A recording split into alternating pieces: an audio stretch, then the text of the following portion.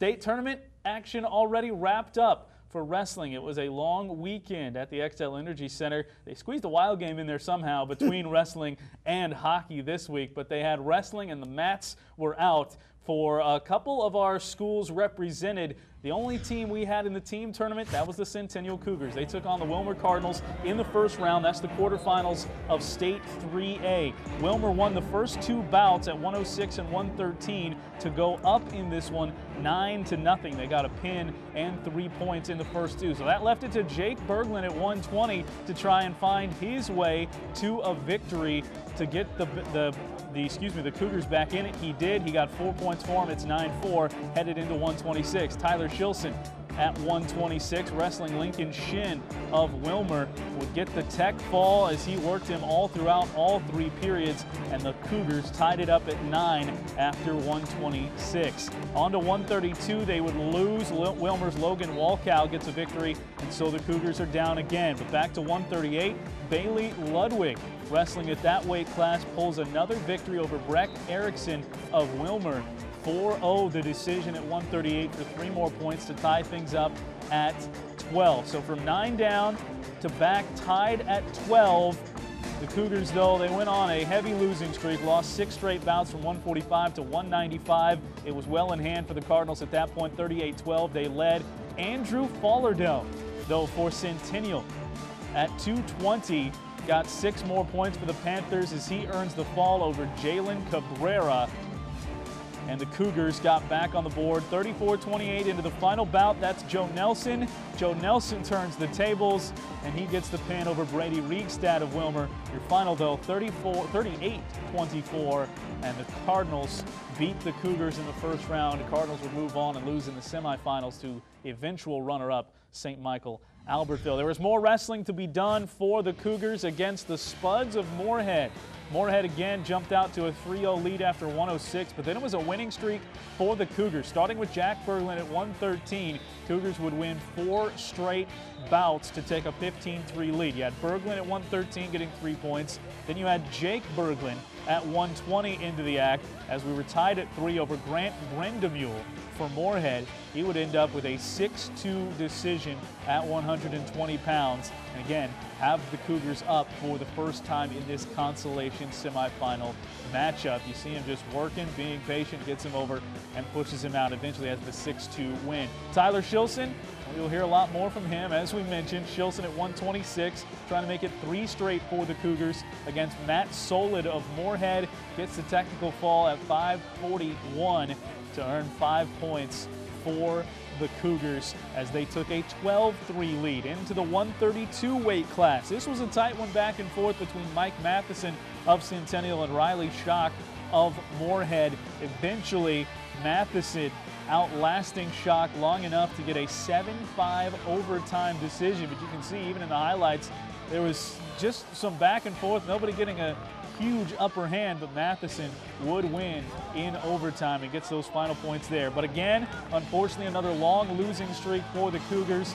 They went down 26-15 after 170. Justin Mullen got him back into it with a fall at 182. He's amped up about that. So it's 26-21. Unfortunately, 2 straight falls had the Cougars down 38-21 to Joe Nelson's round at 285. Nelson would get his second pin of the day to go 2-0 in the team tournament. Final score, though, 38-28. The Cougars fall to Moorhead in the team tournament. And you see the brackets, how things shook out. We mentioned Wilmer moving on to take on St. Michael Albertville. The Knights of St. Michael Albertville in a back-and-forth affair beat them to move on to take #1 Apple Valley. That one was close as well on Thursday night, but Apple Valley takes the title. You look at the 2A brackets for wrestling. Simley, the 1 seed, they skate all the way through against the #2 seed Albert Lee, and it was a tight matchup there. Both 1-2 matchups at 3A and 2A.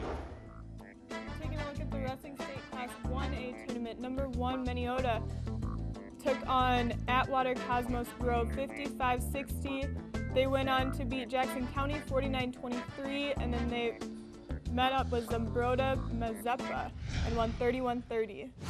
So that was the first day of action at the state wrestling tournament. The second 2 days, well, that's all about the individual wrestlers. We had Jack Berglund at 113. We had a host of wrestlers in. We'll get you all their results, but Jack Berglund at 113 got a win over Ricori's Cole Steele 6-4 to move on to the semi, so he picked up a win on the day.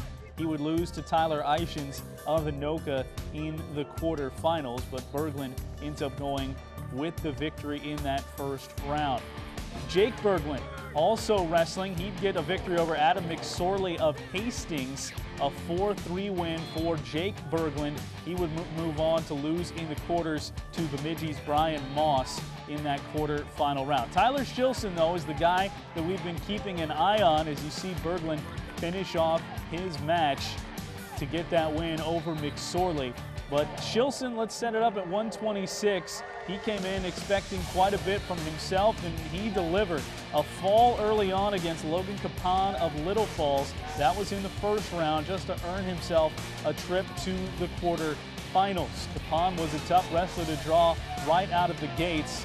Obviously, there's a lot of wrestling to be done if you're going to make your way all the way through the bracket. You see the good hold and the stick there for Shilson. Still fighting with Capon, this one coming late now in the second, trying to get the pin, and does. He wins by fall, moves on to the quarterfinals. He'd face Lee Schmalls of Mound West Tonka. Getting amped up for Schmalls, another tough wrestler who obviously coming off a win earlier in the day.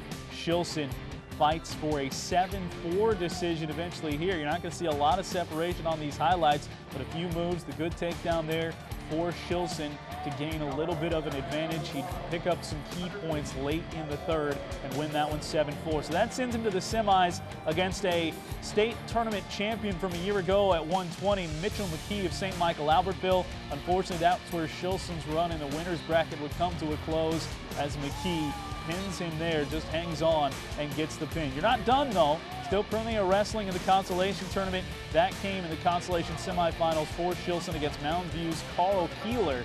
And he pretty much cruised in this one against Keeler to an 11-0 decision for Shilson to pick up his third win of the tournament. At this point, he's 3-1 and bearing down on a third place matchup, by far the wrestler for the area that went the furthest on the tournament.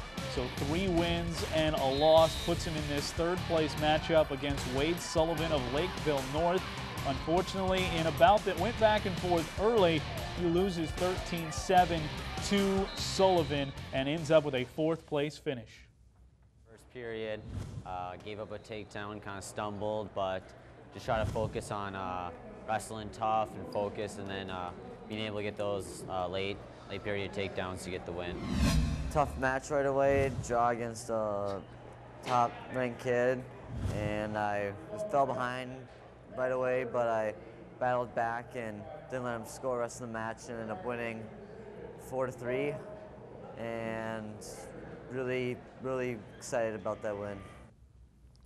Plenty to be excited about as far as our individual wrestlers go. You take a look at how they all finished on the day. Shilson there 3-2, the best record, with the 4th place finish 1-2 for both Jack and Jake Berglund. Mike Matheson at 0-1. John Knoll at 160 off a good season at 0-2. Noah Benson, Dorian Tapia both 0-1. Justin Mullen goes 0-2. And then Tristan Weemus for Spring Lake Park, the only Panther wrestler that made it to the state individually, 0-1